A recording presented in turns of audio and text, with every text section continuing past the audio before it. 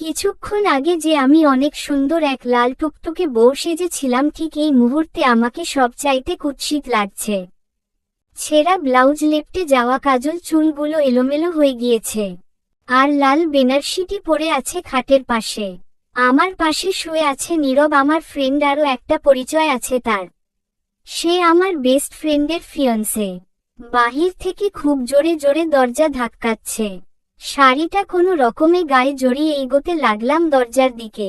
দরজা খুলে দেখলাম আমার হবু বর, হবু শ্বশুর, বাড়ির লোক, আমার বাবা মা সবাই আমার দিকে তাকিয়ে আছে। হঠাৎ গালে সজোরে আওয়াজ হলো, হ্যাঁ বাবা, আমাকে চড় মেরেছে। অনেক অপমানিত হতে হলো। আমার বিয়ে ভেঙে গেল। পারিবারিকভাবেই আমার বিয়ে ঠিক হয়েছিল। নীরব তখনও বেঘরে ঘুমুচ্ছে। বাবা ভাইয়া মিলে নীরবকে তুলে অনেক মারল, কিন্তু তারপর যা বলল তা শোনার পর আমি স্তব্ধ হয়ে গেলাম। আমাকে নাকি নীরবকে বিয়ে করতে হবে? নীরব অসহায় দৃষ্টিতে আমার দিকে চেয়ে রইল। এখনো যেন সে কিছু বুঝতে পারছে না। সে হয়তোবা ভাবছে আমি কিছু করব, কিন্তু সবাই যে আমার কথা শুনতে নারাজ। প্লিজ কিছু বল তিরু। শিহাব ভাই, তুমি তো বলো কিছু। তুমি তো আমাকে চিনো। আমি জানি না এখানে আমি কিভাবে এলাম, আমি কিছু জানি না। প্লিজ কিছু করো। আমার তো বিয়ে ঠিক হয়ে আছে, আমি তো তাকে বড্ড ভালোবাসি। আমি অন্য কাউকে বিয়ে কিভাবে করব? নীরব অনেক আকুতি করে বলল। কেউ আমার আর নীরবের কোনো কথা শুনল না। 3 বার কবুল পড়ে আমাদের বিয়ে হয়ে গেল। নীরব পুরো পাথর হয়ে গিয়েছিল। ঠিক তখনই ওখানে উপস্থিত হলো আমার বেস্ট ফ্রেন্ড রিয়ানা। রিয়ানাকে দেখে আমি ছুটে চলে গেলাম তার কাছে। রিয়ানা, বিশ্বাস কর আমি কিছু করিনি। কে যেন আমার মাথায় আঘাত দিয়ে আমাকে অজ্ঞান করে ফেলে, তারপর আমার কিছু মনে নেই। দরজার ধাক্কানোর আওয়াজে আমি উঠি আর যা দেখি। তিরু সব খুলে বলল রিয়ানাকে কিভাবে তার আর নীরবের বিয়ে হয়। কিন্তু কোনো লাভ হলো না। রিয়ানা সজোরে তিরুকে থাপ্পড় বসিয়ে দিল।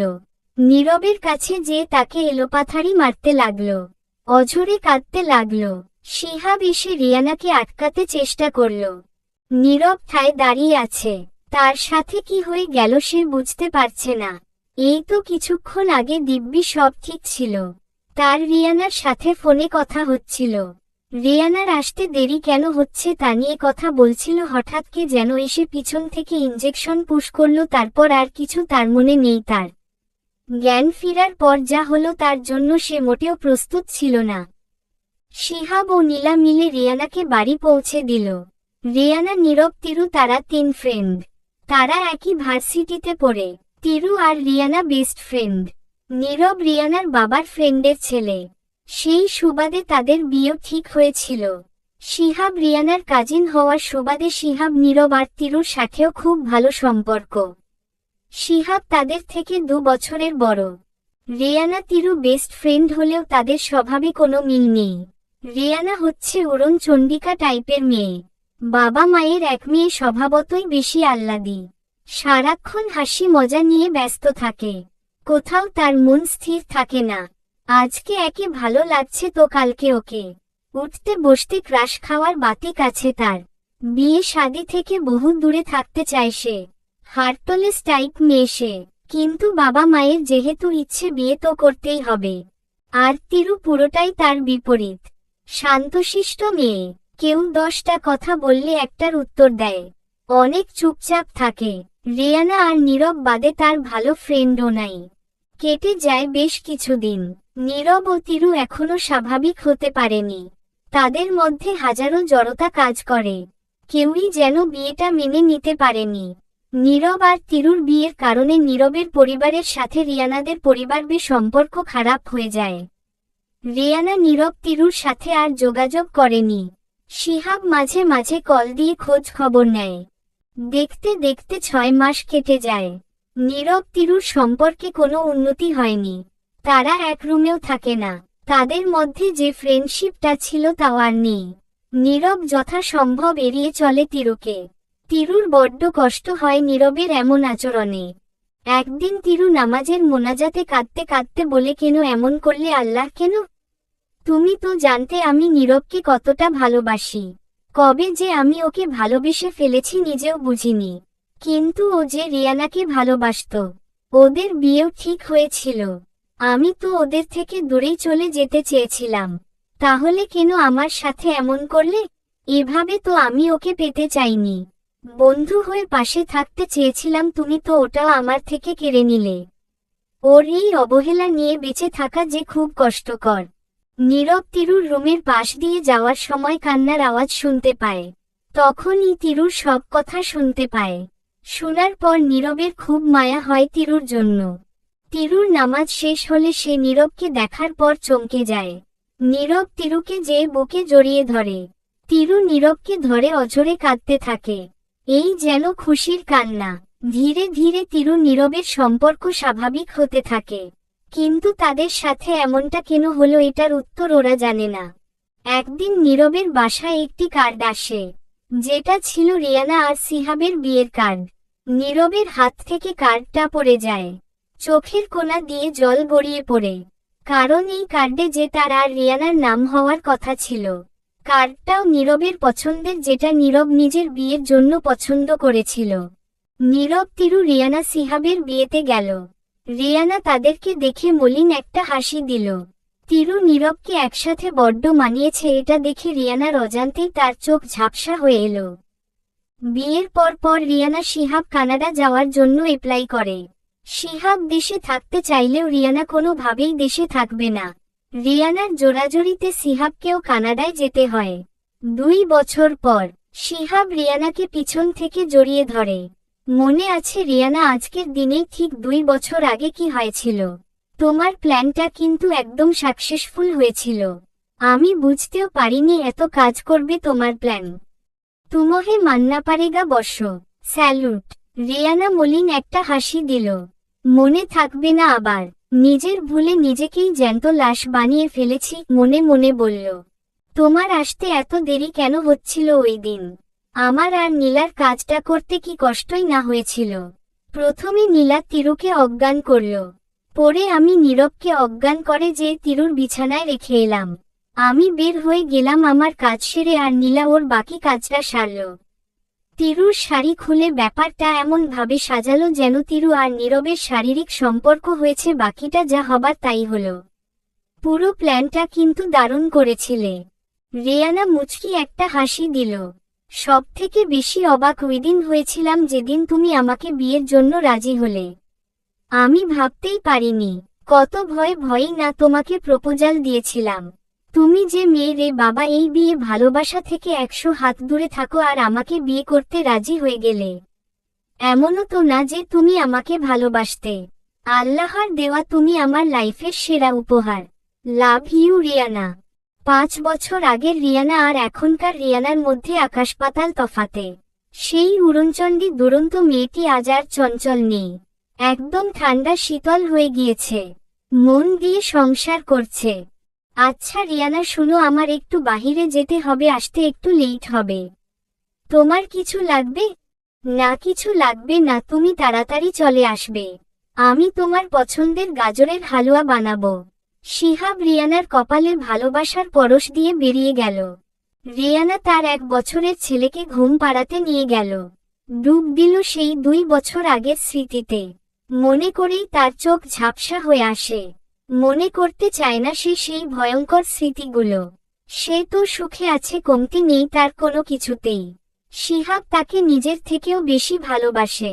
কিন্তু কথায় আছে না, সবার কপালে সুখ সয় না। রিয়ানার ফোনে একটা কল আসে। রিয়ানা, হ্যালো। ওপাশ থেকে আপনি যেই বলছেন সিহাব আহমেদ খুব বাজেভাবে অ্যাক্সিডেন্ট করেছে। আপনি প্লিজ হাসপাতালে চলে আসেন। আমি অ্যাড্রেস টেক্সট করছি আপনাকে। এটা শোনার পর যেন রিয়ানার পায়ের নিচ থেকে মাটি সরে গেল। তার হাত থেকে ফোনটা পড়ে যায়। সে কোনো রকমে রাইয়াজকে নিয়ে হাসপাতালে যায়। কিন্তু শেষ রক্ষা হয়নি। সিহাবের খুব বাজেভাবে অ্যাক্সিডেন্ট হওয়ার কারণে তাকে আর বাঁচানো যায়নি। রিয়ানা স্তব্ধ হয়ে যায়। সে কোনোভাবেই সিহাবের মৃত্যু মেনে নিতে পারছে না। সিহাবের লাশ নিয়ে সে দেশে ফিরে আসে। রিয়ানা এখন তার বাবার বাড়িতে থাকে রাইয়াজকে নিয়ে।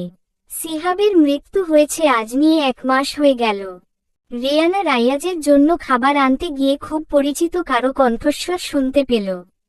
এত বছর পর শুনেও তার চিনতে কষ্ট হলো না। তিরু রিয়ানার কাছে ছুটে এলো, রিয়ানাকে জড়িয়ে ধরে কাঁদতে শুরু করলো। এত পর হয়ে গেলাম আমি তোর কাছে, আমাকে কি মাফ করা যায় না?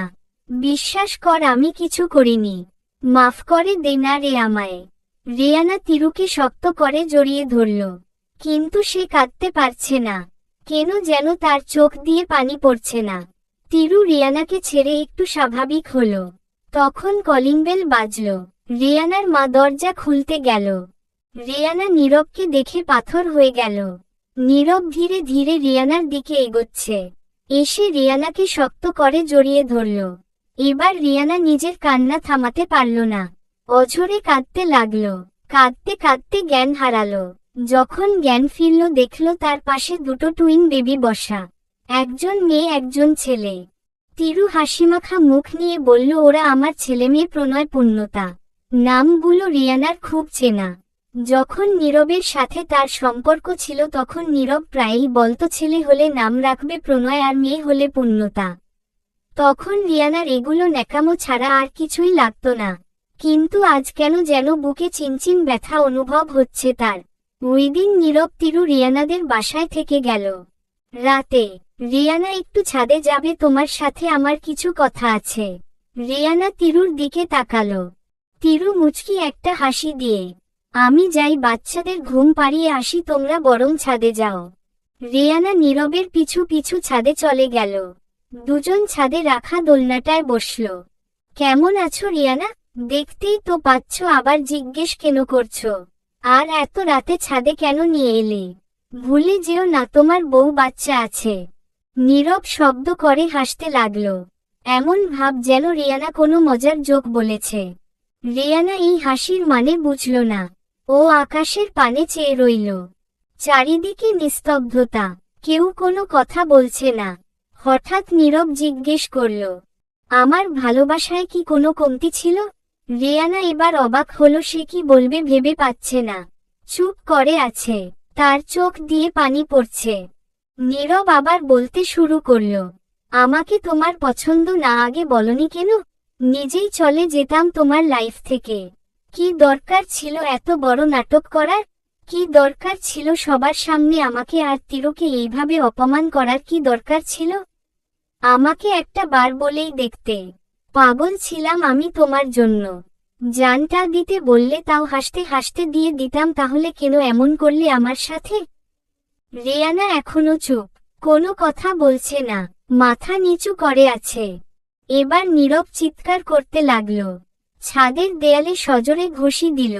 হাত ফেটে রক্ত বের হচ্ছে। রিয়ানা ছুটে গেল নীরবের কাছে, এতে নীরবের জিদ আরো বেড়ে গেল। এক ঝটকায় হাত ছাড়িয়ে, নাটক করছো নাটক?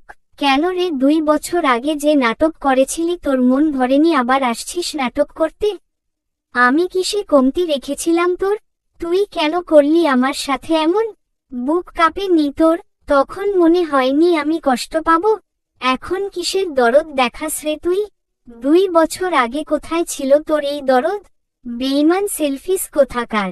রিয়ানা আর টলারেট করতে পারল না, চিৎকার করে বলতে থাকে, হ্যাঁ আমি সেলফিস বেঈমান। আমি তোমাকে ভালোবাসিনি। আমার এত আগে বিয়ে করার কোনো ইচ্ছে ছিল না। আমি চাইনি তোমাকে বিয়ে করতে, তাই এমন করেছি। সব আমিই করেছি, সিহাবকে দিয়ে সব আমি করিয়েছি। আমি জানতাম তিরু তোমাকে ভালোবাসে, আর ও খুব ভালো মেয়ে। খুব সুখী তো আছো বউ বাচ্চা নিয়ে, তাহলে কেন এত বছর পর আবার সেই পুরনো কথা টানছো? আর তুমি তো বুঝতেই আমি তোমাকে ভালোবাসি না। আমি কেমন মেয়ে তুমি জানতে না? বাবা মায়ের কথায় তোমাকে বিয়ে করতে রাজি হয়েছিলাম, তাহলে এত কষ্ট কেন পাচ্ছ? তোমার তো খুশি হওয়া উচিত যে তোমাকে কোনোদিন ভালোইবাসিনি, তার কাছ থেকে তুমি মুক্ত হয়েছ। বলে চলে যেতে লাগলো। কিসের এত ভয় তোর সত্যি বলতে? অর্ধেক সত্যি বললি, বাকিটুকু কে বলবে? নীরব আবার হাসতে শুরু করলো জোরে জোরে। তুই যা বললি তা তো আংশিক সত্য।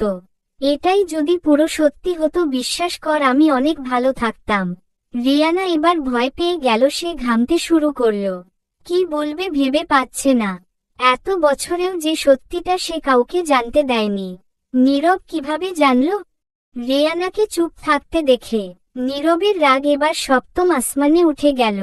সেই রিয়ানাকে হ্যাচকা টান দিয়ে দেয়ালের সাথে লাগিয়ে, তার মানে আমি এতদিন যা জানতাম সব ভুল? আমাকে যদি ভালোই না বাসিস তাহলে সিহাবের সাথে তোর বিয়ের দিন তোর চোখে আমি আমার জন্য ভালোবাসা কোনো দেখেছিলাম? কেন সেদিন তুই আমাকে আর তিরুকে একসাথে দেখে চোখের জল ফালাচ্ছিলি? এবার রিয়ানা আর থাকতে পারল না, চিৎকার করে কাঁদতে লাগল। এত বছরের এই বোঝা আরও বয়ে বেড়াতে পারছে না। হ্যাঁ, আমি তোমাকে ভালোবাসি, তখন বাসতাম, এখনো বাসি। অনেক চেষ্টা করেও আমি তোমাকে ভুলতে পারিনি। নিজের ফিলিংস বুঝতে অনেকটা দেরি করে ফেলেছিলাম। আমি ভাবতাম তুমি হয়তোবা আমার ভালো লাগা শুধু ফ্যান্টাসি আর কিছুই না। তিরুও যে তোমাকে বড্ড ভালোবাসতো। ভেবেছিলাম আমার এই 2 দিনের ভালোলাগার জন্য ওর ভালোবাসা কেড়ে নেওয়ার কোনো মানেই হয় না। আমি তো কাউকে ভালোবাসতে পারি না। কিন্তু আমি ভুল ছিলাম। যখন আমি বুঝতে পারলাম তোমাকে ছাড়া আমার দ্বারা সম্ভব না, আমি সিহাবকে বারবার কল দিয়েছিলাম যাতে ও তিরুর বিয়েটা না ভাঙ্গে আমার, যে তখন তোমাকেই চাই।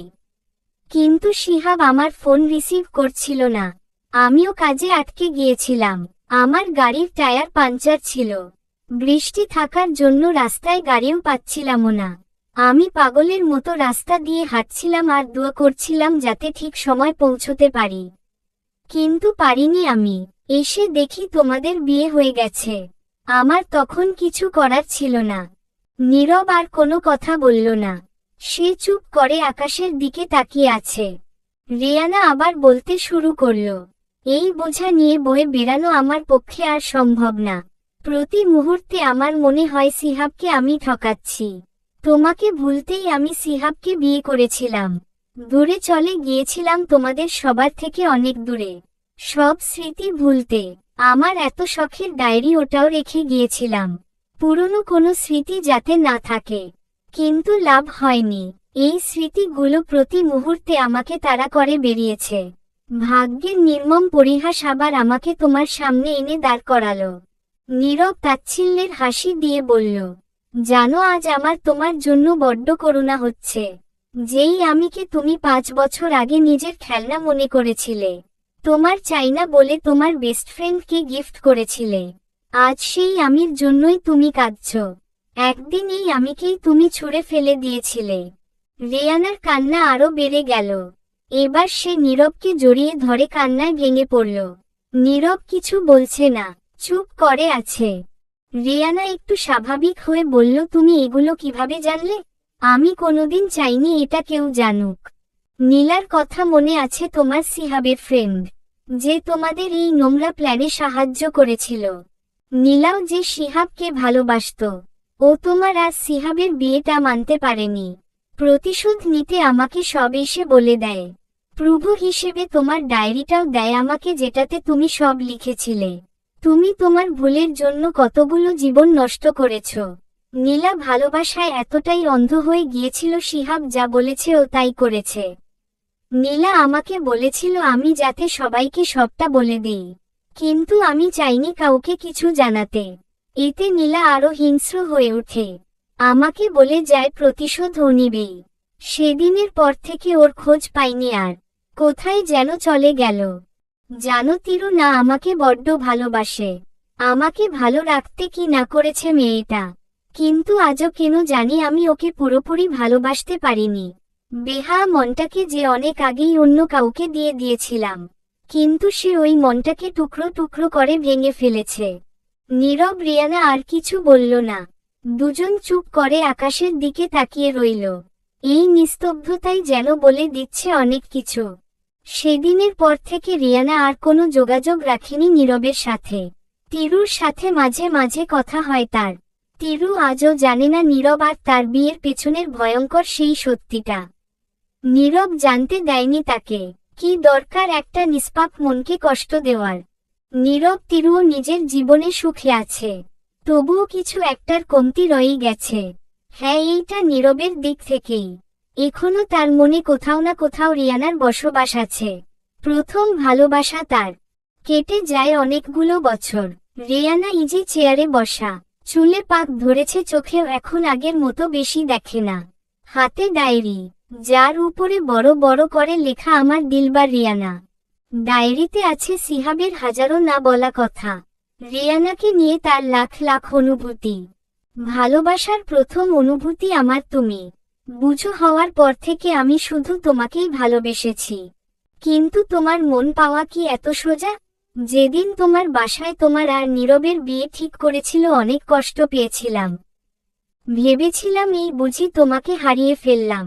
কিন্তু তুমি যেদিন এসে আমাকে বললে তুমি চাও না এই বিয়ে করতে, আর তিরু যেহেতু নীরবকে ভালোবাসে ওদের বিয়েটা যাতে কোনোভাবে দিয়ে দেওয়া যায়, আমি ওই দিন যে কি খুশিটাই না হয়েছিলাম। কিন্তু এরপর থেকে তোমার মধ্যে কিছু পরিবর্তন লক্ষ্য করি। বুঝতে পারছিলাম তুমি নীরবকে পছন্দ করা শুরু করেছ। আমার মনে তখন ভয় ঢুকে গেল, যেভাবেই হোক নীরব আর তিরুর বিয়ে দিতেই হবে। তাই তো বিয়ের দিন তোমার গাড়ির চাকা পাঞ্চার করে দিয়েছিলাম, যাতে তুমি বিয়েতে না পৌঁছাতে পারো। তুমি আমাকে যে কল দিয়েছিলে আমি ইচ্ছা করে ধরিনি, কিন্তু ওইটা আমার বিশাল বড় ভুল ছিল। তারপর থেকে তুমি চুপ হয়ে গেলে। বুঝতে পেরেছিলাম আমার সাথে মানিয়ে নিতে চেষ্টা করছো। তোমাকে আমি তোমার থেকেও ভালো বুঝতাম আমার দিলবার যে তুমি। ভালোবাসার মানুষকে পাওয়ার জন্য একটু স্বার্থপরই তো হয়েছিলাম। আজ রিয়ানার নিজেকে বড্ড অভাগী আবার ভাগ্যবতীও মনে হচ্ছে। মানুষ তো একজনের ভালোবাসা পাওয়ার জন্য মরে, আর সে তো দুইজনের ভালোবাসা পেয়েও ধরে রাখতে পারল না। ডায়েরিতে আরও কিছু লেখা ছিল, কিন্তু রিয়ানা তা পড়তে পারল না। তার চোখ ঝাপসা হয়ে আসলো, মাথা ঝিম ঝিম করছে। মনে হচ্ছে সে অন্য কোনো জগতে আছে যেখানে কোনো কষ্ট নেই, না আছে কোনো না পাওয়া। তার বড্ড ঘুম পাচ্ছে, শান্তির ঘুম। শিহাব তাকে নিতে এসেছে। রিয়ানা সিহাবের বুকে মাথা রেখে এক শান্তির ঘুম দিল। ডায়েরিতে লেখা বাকি অংশ, নীলা মনে হয় আমাদের খুব বড় ক্ষতি করে ফেলবে। ও আমাকে ভালোবাসতো আমি জানতাম। ও আমাদের বিয়েটা মেনে নিতে পারেনি। ও তোমাকে আমার জীবন থেকে সরানোর অনেক চেষ্টা করেছে। আমি পুলিশের কাছেও গিয়েছি, কিন্তু আমার কাছে কোনো প্রুফ ছিল না। ও পাগল হয়ে গিয়েছে আমাকে পাওয়ার জন্য। আমাকে বলেছে আমি যাতে ওকে বিয়ে করি, না হলে ও আমাদের অনেক বড় ক্ষতি করে দিবে। ও আমাকে মেরে ফেলার ও ট্রাই করেছে, এতটাই হিংস্র হয়ে গিয়েছে ও। আমি যদি ওর না হই তাহলে ও সব শেষ করে দিবে। আমার বড্ড ভয় লাগছে, তোমাকে হারানোর ভয়, তোমার থেকে দূরে যাওয়ার ভয়। সমাপ্তি।